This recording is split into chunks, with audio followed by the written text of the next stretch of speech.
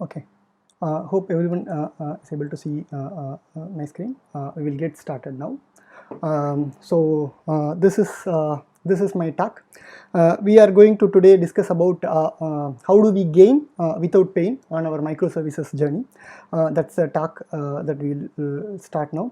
So this is microservices is not a new topic. The way that I want to make small differences. We are not going to talk about the tools for microservice, but rather we will talk about the practical difficulties and how do we overcome that. That's the idea. So everything starts with this particular idea.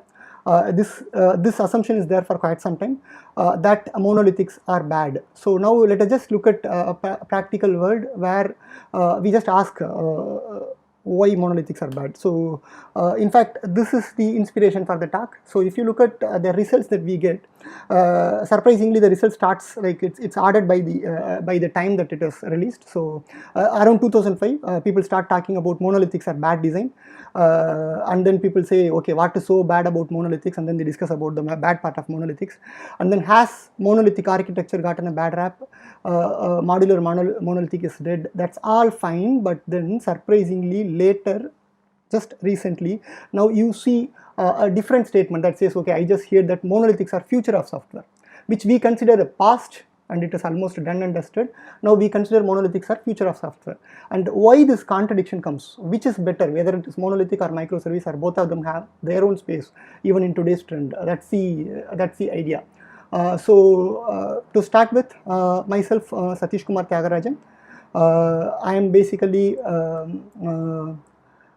a software engineer. So I am a writer, so I write stories, and then I am a teacher, and then I am a software engineer also, and that reflects in my presentations also. So the way that I articulate things is I look at stories around me, and each of these stories they carry specific lessons that I teach, and then I practice that with software engineering. So that's how I articulate myself.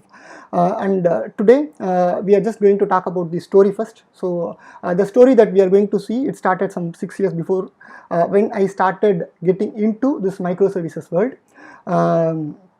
So for convenience sake, what I am doing is I am collecting multiple stories, my experience with multiple service across multiple projects, multiple customers. I put them together into a single story so that we can get something out of it easily. That's the idea. So this is the story.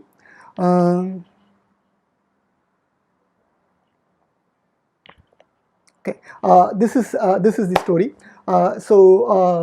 We have a huge Java-based monolithic application that was deployed as an EAR on WebLogic application server, and MySQL database we deploy.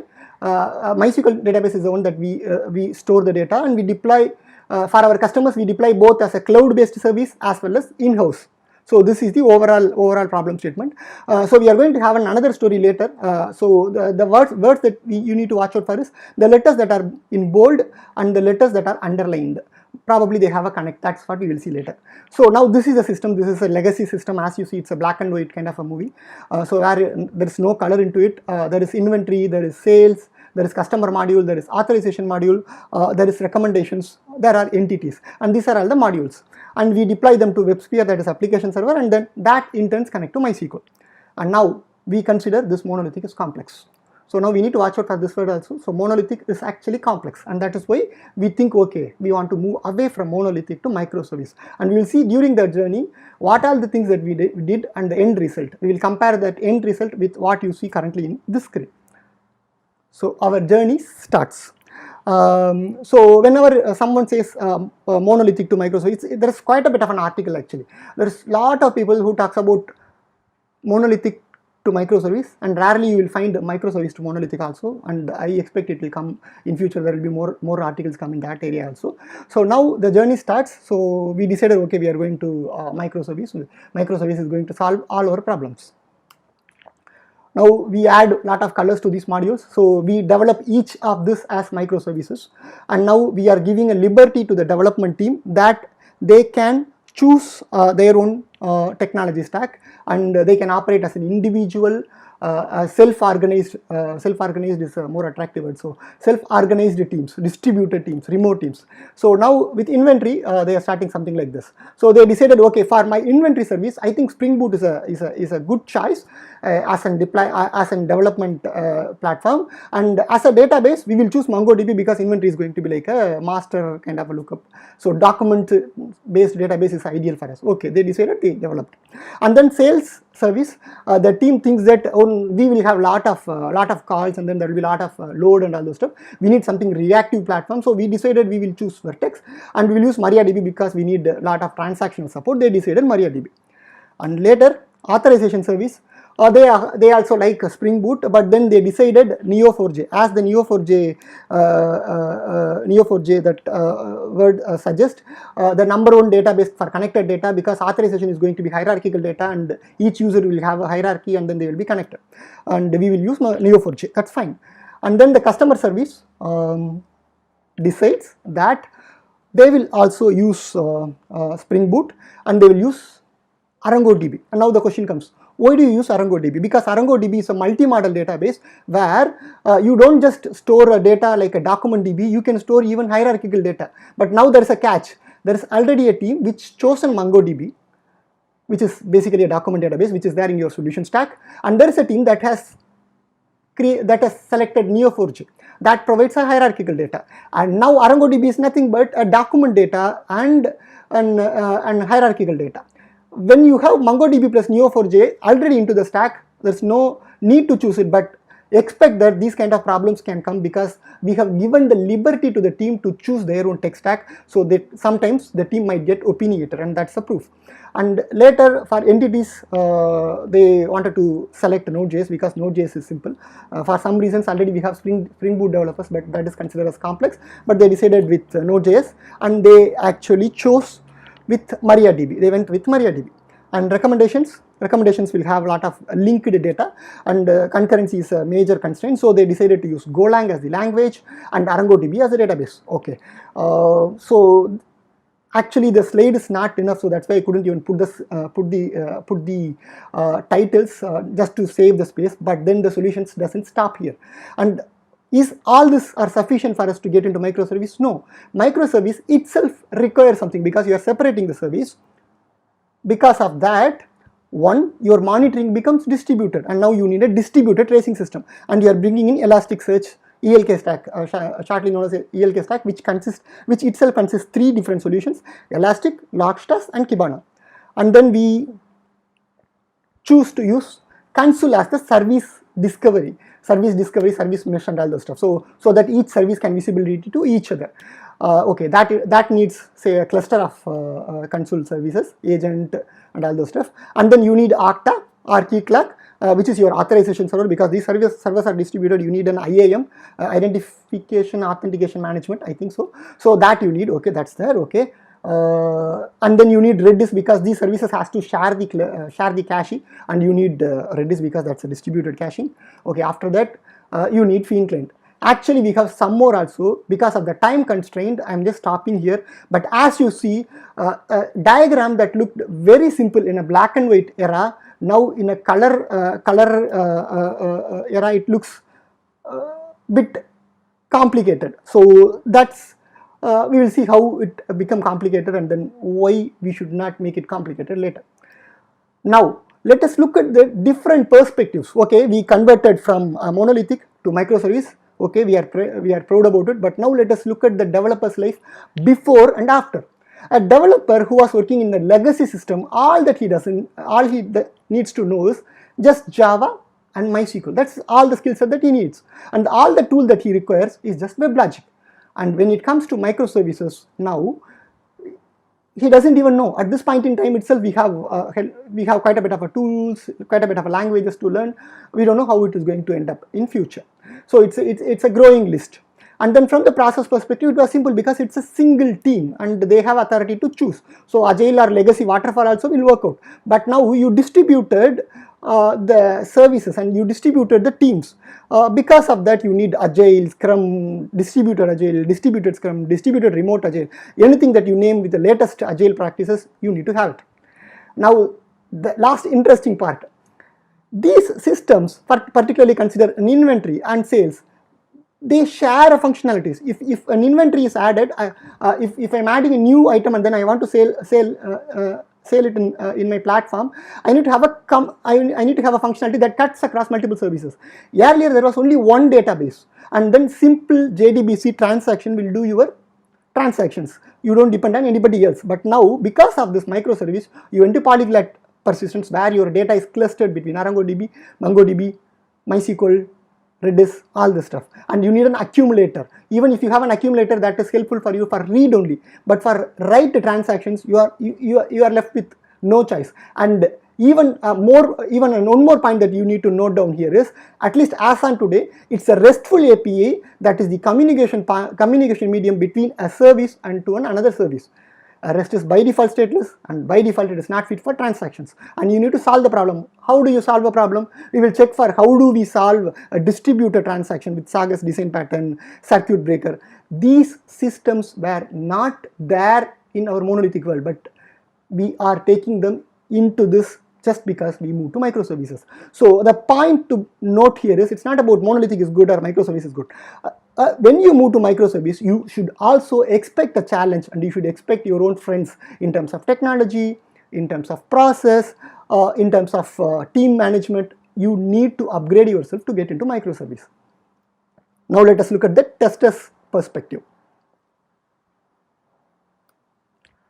Earlier the tester was just testing the Java code. Now he needs unit testing, he needs integration testing, for which they will use another technology called Cucumber Jenkins, and then they will use component testing, and then we have something called contract testing, where you check the contract points between these services individually. If you are using API first approach, you will probably use that, and then you will have end-to-end testing also, and then finally API testing, for which you use Postman. Obviously, when someone reads it, they might have a question: what is the difference between integration testing and API testing? Yes, between these test cases, there is quite a bit of an activity that we will share, and practically at the end of the implementation, what you see is, you take a functionality and you implement, you put a test case for that functionality in each and every one of these levels, which means you have quite a bit of test case duplications, and it becomes difficult, because earlier you used to have a limited number of test cases, but you will see a huge bunch of test cases at the end of the transformation into microservice.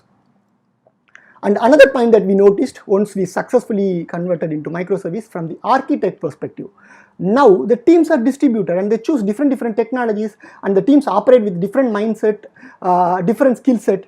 Now how do I manage the code consistency? How do I make sure that the code is consistent so that I can manage this code in an effective manner as we go along with the product? And the second problem is common changes. Okay, now there is a product, and I'm going to add a use case or a feature at the lowest level, which cuts across almost all the modules. And how do I introduce those common changes when these applications are distributed? And technology upgrades. A technology upgrade can be simple to complex. Let us take a very simple technological upgrade. You want to migrate from, say, Java 8 to Java 11, or you want to migrate from say Spring Boot 1.x to Spring Boot 2.x.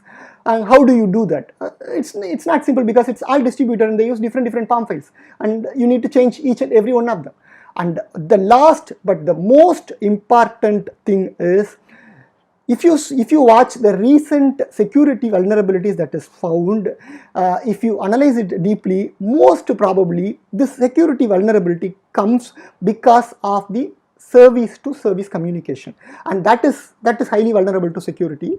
We will go to the detail later, but I hope we had an initial talk from one of the speaker from same conference who talked about the security vulnerabilities on microservices. But on a high level, just to take a note, people safeguard the services, and people safeguard, say for example, if you have a shared database, we need to make sure not two different microservices has access with same level of access to the database, because we need to have a clear-cut segregation. Otherwise, what can happen is, even though you safeguard everything from the application perspective, but if the other service has all the visibility of your data or your table specifically, they can easily corrupt your database without, unintentionally. It's not an intentional change, but it's unintentional security vulnerabilities. And the last few security vulnerabilities like Elasticsearch and all those stuff, it is because of service to service calls that made that problem. And now build and deploy team. Okay, we saw everybody's life is complicated now. Okay, at least build and deploy, their life is not that simple, because earlier they had a build job, simple Jenkins build job. Of course, it took some time, but they had a build job. Now they will have a complex.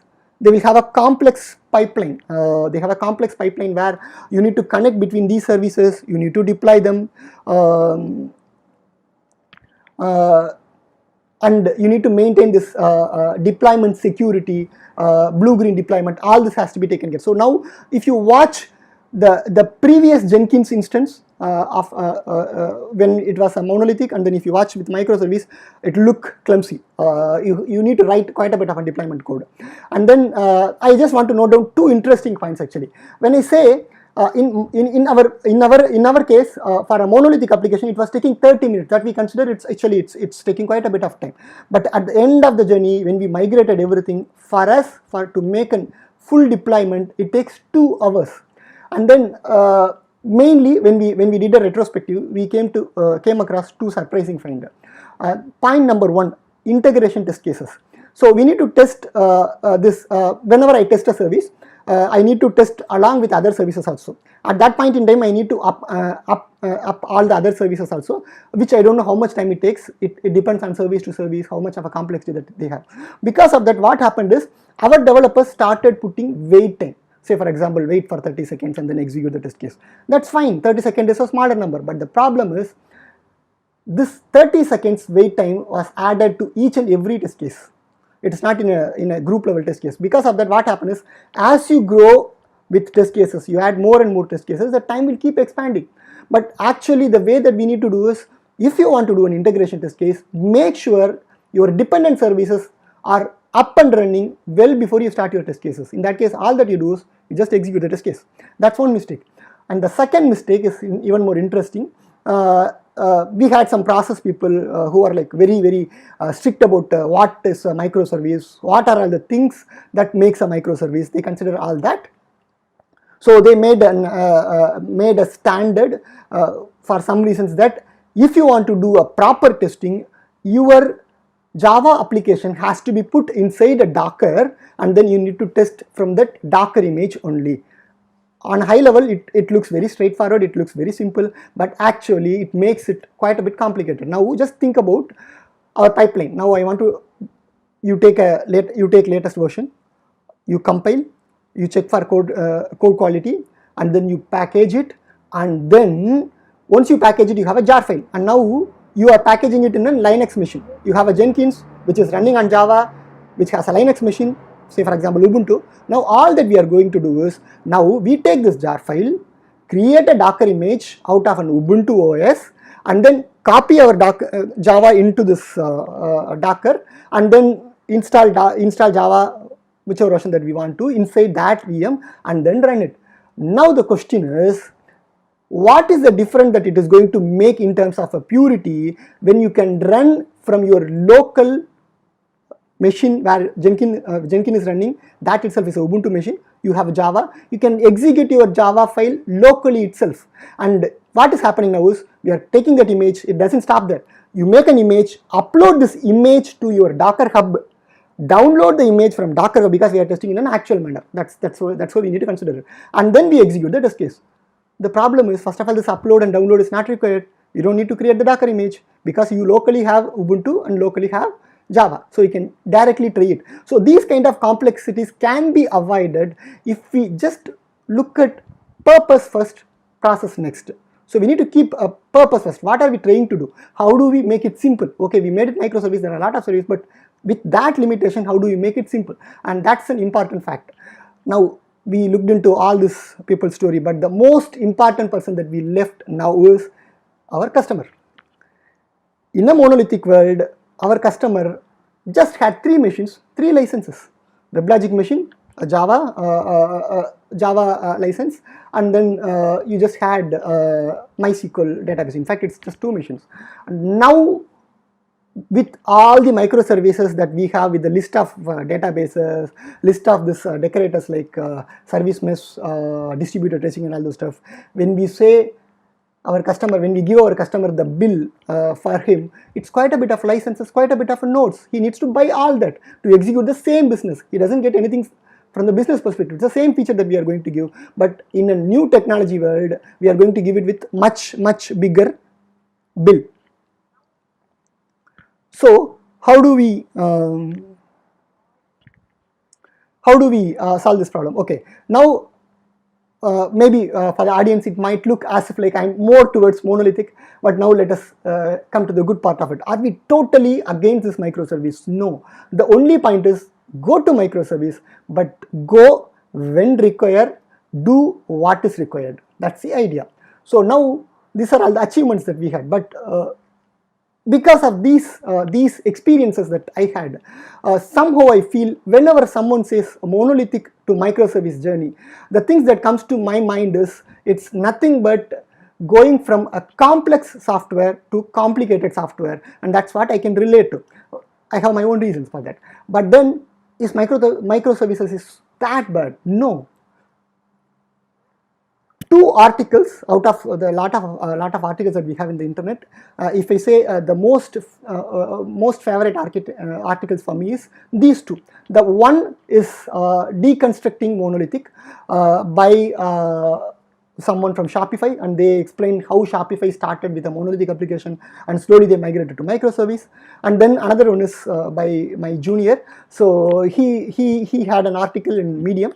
Rest in peace, microservices versus monolithic. So if I look at a key takeaway from this, so Shopify's article says, start with monolithic, there's nothing bad, start with monolithic because monolithic are developer friendly, and then as you grow, slowly, step by step, go into microservices as and when required. And that's what the first article says, and that's a key takeaway. And for the second article, what he says is, microservice should not be considered as a technical solutions at the end of the day. It should be considered as a business solution. Okay, I have one service, I have another service, and how do I keep adding these services? And then you always should think that these services are always isolated. These services do not share much transactions, basically they are not tightly coupled, and that's one of the key points that we need to consider. And I have my own lessons also at the end of the day, but these two lessons I took it from these people. And now, what usually goes wrong with microservice is actually 4 points. One, and this is the most important, things actually gets bad only here. By default, we consider microservice provides a right to choose tech stack. To some extent it is correct, but then we miss a key point here. Microservice gives us a right to choose tech stack as and when it is required. It is not just a freedom. So one famous dialogue that I like about Spider-Man is, with great power comes a great responsibility. Now even if in microservice, it doesn't mean that you just need to choose your technologies left and right, and you need to choose the technologies that you like the most, and the teams are more towards it, and you have the rights, you have the skill set with only those technologies. No, you need to always maintain a checklist with your overall tech stack, whether you can control it, because you need to consider development is just a 10% of the project's life cycle. Once the development is over, this is going to get into maintenance, and just think of that guy who needs to master all the skill set, all this process, all these technologies. It's going to make his life much complicated. So we should always have an eye on tech stack, even if it is microservice. It's a right, but choose wisely. And then proper microservice is actually a complete microservice. So when we go and give microservice to our client, some people say, okay, I don't see service discovery here, I don't see auto scaling, and is it a complete microservice? Now I am just going, you can once this talk is over, you can go back on this slides, and then you can look at the first slide. There was an underlined word. If you look at that problem statement, the software was deployed to the customer location, whether it is cloud or in-house, it doesn't matter. When we are deploying it to the customer location, when you deploy itself, you choose how many number of instances that you want, how many times you are going to do auto scaling. Not many times, rarely. And then Does it worth to have a service mesh or auto scaling, all this stuff? Doesn't, because we are deploying it to the customer location and it's unnecessary. It's unnecessary. So does it mean that without that it's not a microservice? No, it is still microservice as long as you keep the services in isolation. So they are still microservice. So you should always consider, okay, we will implement microservice, but let us just think before we introduce two microservices where you have a distributed transaction. Think about it. If possible, try to avoid distributed transactions so that you don't have the service mesh, circuit breaker, all those distributed transactions, all those complexities. Try to limit your tech stack. And then this is a very popular assumption.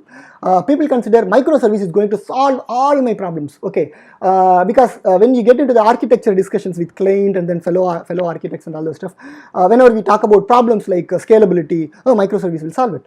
Testability, microservice will solve it. Performance, microservice will solve it. Team management, microservice will solve it. We don't get a proper lunch, even microservice will solve it. To that extent, they will just keep promoting microservice will solve all my problems. I don't want to highlight all the problems, but I will just take one interesting thing. Performance. Performance is different, scalability is different.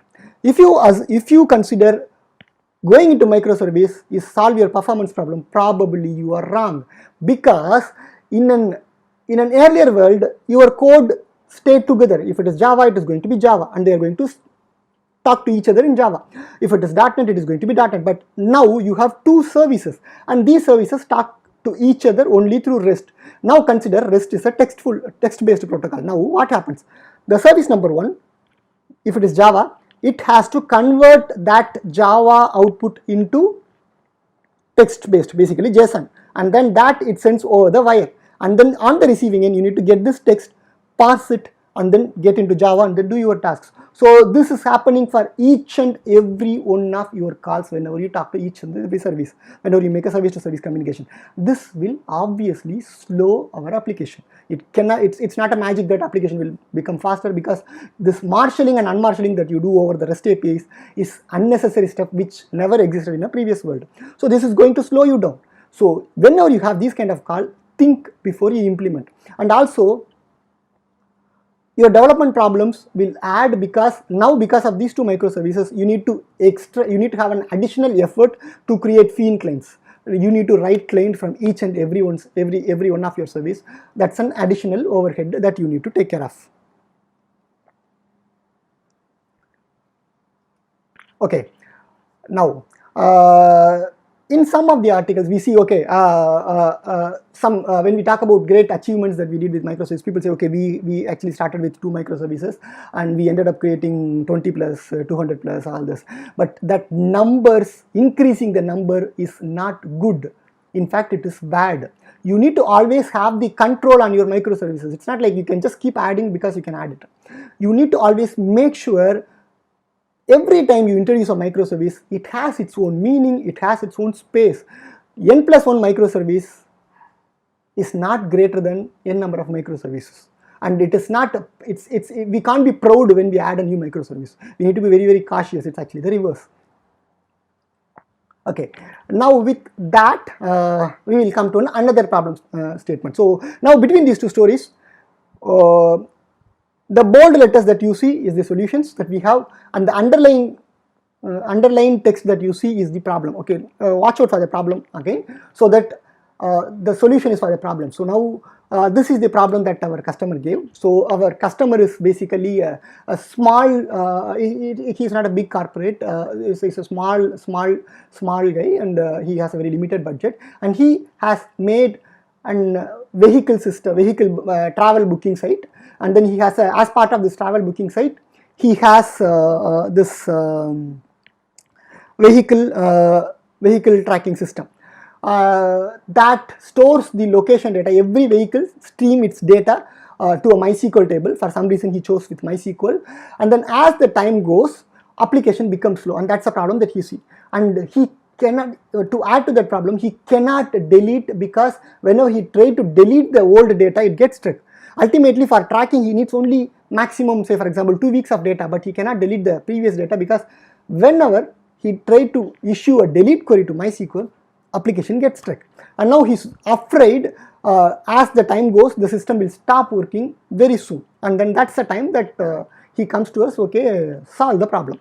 As a technologies with current latest technologies, the first solution that I gave is let us split them into microservice, introduce a service mesh, and then the customer's question is, okay, another server, no, we don't have a budget.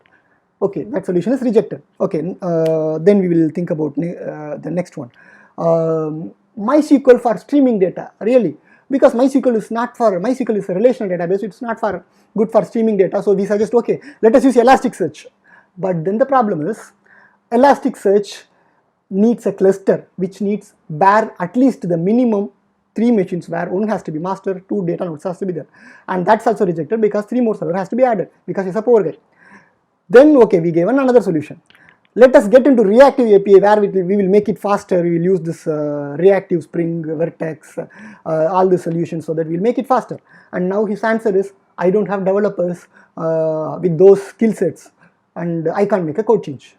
Now we get frustrated, and then we ask, okay, do you really want to solve the problem? And then he says, go and read my problem properly. Now if you read the problem, his problem is not that application is slow. His application is slow only because he can't delete his historical data, and that's the only problem with his application. Now how do you solve that? Very simple. Let us partition table in MySQL, where we will create a parallel table which is partitioned by dates, and one partition has the last 2 data, day by day you partition it, and then when you delete it, you delete by one partition, so that a partition delete is much faster than a normal record by record delete, and that solves the problem because everything was done behind the screen. Because we created a parallel table, we keep copying the data between MySQL, and then we swap it to the new table by a trigger. We copied every data, and then we just smoothly move to production without any issues. The application went into production, and his problem is solved. It is not because of microservice, it is not because of all the latest technologies, it is just we understood his problem required a simple solution, we put a simple solution. Now here are the lessons. Actually these lessons, in fact this simple slide can save quite a bit of money, quite a bit of an effort. In fact, provided we know these lessons earlier, we should have saved plenty for our customers. And then if you look at one by one, the priority wise, the one is the four most important, and then 2 is next, 3 is next, like that I have prioritized. So the number one thing that you need to decide is, before you choose microservice, you just consider monolithic is not dead even today. Consider 2 factors. Do you make lot of changes to that application? Is it sufficient to solve your today's problem? And then do you have a larger team size or a smaller team that is managing? Consider these facts before you decide whether you are going to make that monolithic to microservice. That's the level that you can stop easily.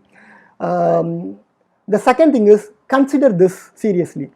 It's not like getting into microservice is a tough job. It's actually relatively easy. But the reverse is much complex. You can't come back from microservice to monolithic that easily if you want. So always have a plan B. Delay your strategy as much as possible, and then only when it is required, split that service alone as a small chunk. And then the strategy, that's very important. Focus on your idea, not the implementation. Just because Netflix introduced microservice, it doesn't mean that whatever stack that they have for their microservice, we also need it. You might need only limited set or a modified set. Think about your idea, don't just look into the implementation. Fancy words never provide desired results. And preparation. Preparation is personally very close to me, because I consider the most successful implementation that I did for microservice did not happen in 1 day or 2 days. What happened is, we did quite a bit of a preparation. The team was prepared, the code base was prepared, the process was prepared, technology tools were prepared, and then we ended up in microservice. It was a smooth journey. And then when we say preparation, consider your security upfront, because security, you can't make a security mistake. One mistake might cost you quite a bit, so we need to be always conscious. Keep security first before you go to microservice, and then keep your monitoring always in check before you go to microservice, and then make your code review process solid. It is not just a people to people code review. You need to automate this code review as much as possible. In fact, this code review itself is a bigger topic. That's a topic that I'm very much interested also. That's a different topic. You need to make sure this code review is seamless. Don't depend on people for your code reviews. If you depend on people for your code reviews, it's going to make it complex. And then progress. So when you progress, don't consider, okay, from monolithic we ended up in microservice, all are good, we are going to live happily. Make progress and make changes as and when required to your stack.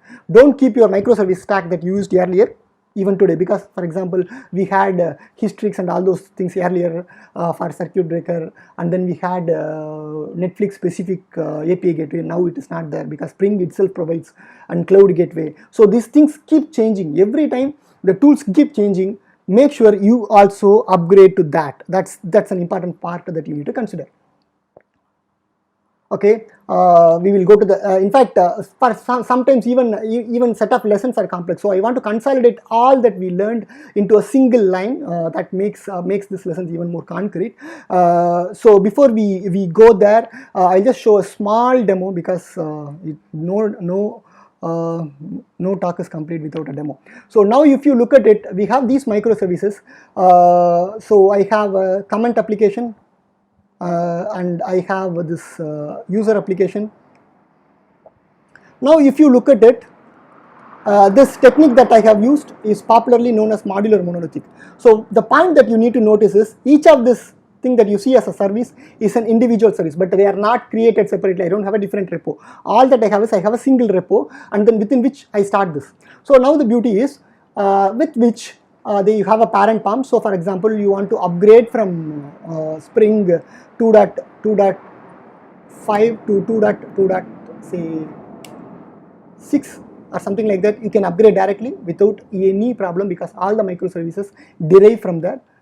And then now let us look at the simple common change. We are going to make a common change. So these are all the two applications that we just created. One is a comment application and one is the user controller, user application. Okay. Now boot starter. Boot starter is something that not many people use. It's a very interesting feature. If you consider the beauty of Spring Boot is not just because it gives you with less code, but the underlying purpose of that is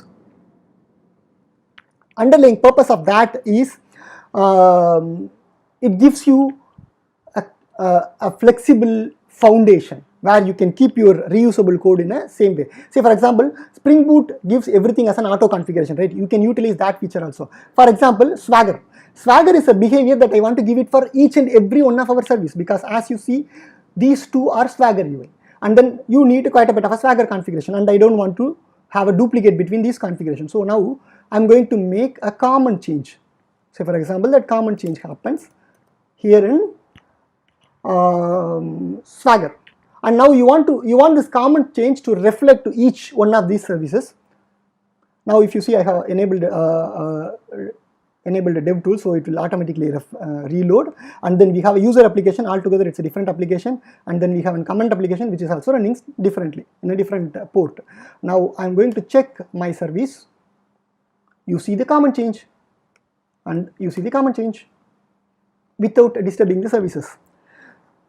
And regarding security, make sure now if you look at the Docker Compose, I have two services, and for each service I create separate databases. How we create that is, you need to tweak your Docker Compose file. You need to create something similar to your production, where each of the services is accessed by different user. So they have a different schema access altogether.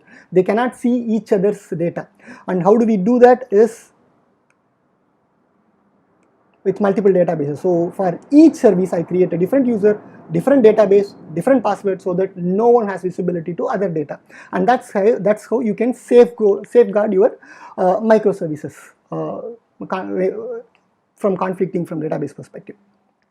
And there are a few more things also that you can do. You can apply common code change and all those stuff. But one most important part is try to customize Spring Boot. Don't use Spring Boot application directly. Customize it for your own requirement. If all of your microservices are my Spring Boot based, this is going to be very, very helpful. Okay, now we have come to the end of this presentation. So now if you look at the one word that I find with the 6 year of journey with the different microservices, if you want to gain without pain, the answer is only when you ask a right question. So what is that right question? We have a solution, how to sell it. Rather we ask that question. If you start asking something like, we have a problem, how to solve it, and that is the single most important thing for us if we want to have if we want to have our gain without much of a pain. And with that, thanks for your time, thanks for the opportunity, thanks for the organizers during this time that they have organized this wonderful event. Thanks everybody.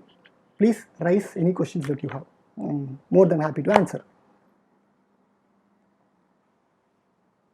Okay, I'm going through the questions. This question is from regarding flexibility for microservice.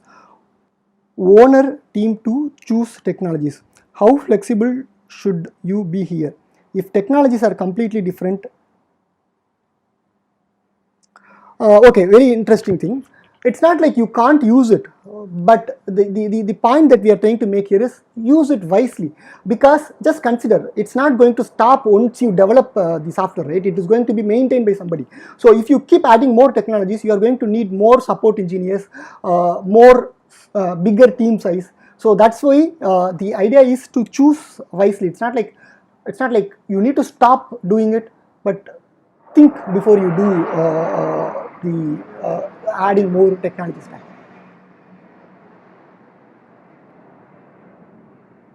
Do you find distributed tracing easy to configure and use?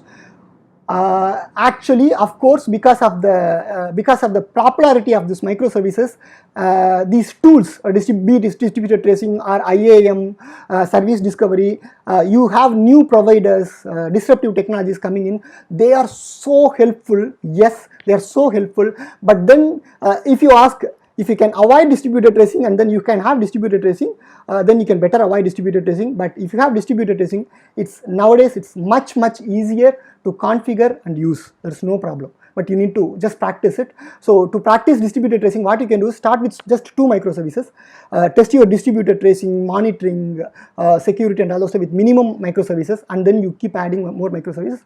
It will be much easier, because this distributed tracing also configuration, it doesn't come by just come simple by one day. You need to make some lot of trial and errors. That's the thing. Can common changes like cross-cutting concerns, logging, security, exception handling can be handled in? Very good question. Whoever asked, I will say that's the very interesting question. Yes, you have cross-cutting concern, and Bootstarter is for that purpose. Make sure your developer experience doesn't change between the microservice or monolithic. It should remain same. If you beautifully craft this, your developer should not feel as if they are working in microservices. We should give the developers as if nothing changes. So keep your cross-cutting concern in Bootstarter. It is ideal solution actually. We have one more.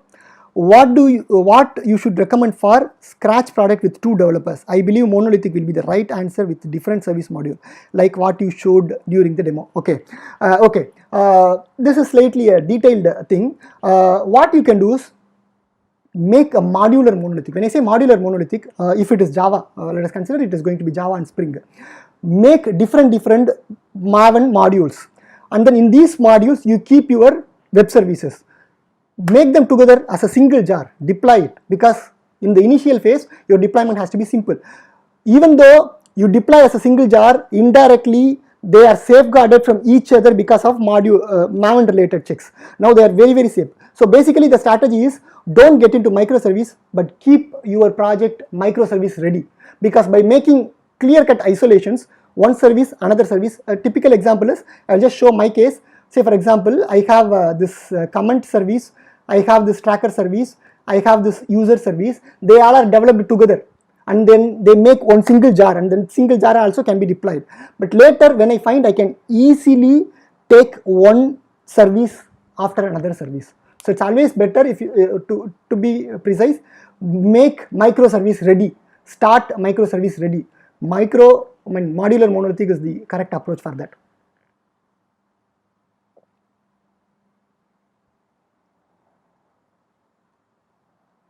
Okay, do we have any more questions?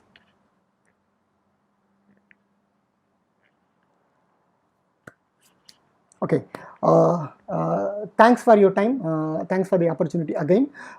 Please feel free to ask any questions after this discussion also. My LinkedIn profile is there, you can always reach out to me. Thanks a lot for the participation, thanks for the organizers. Have a nice day.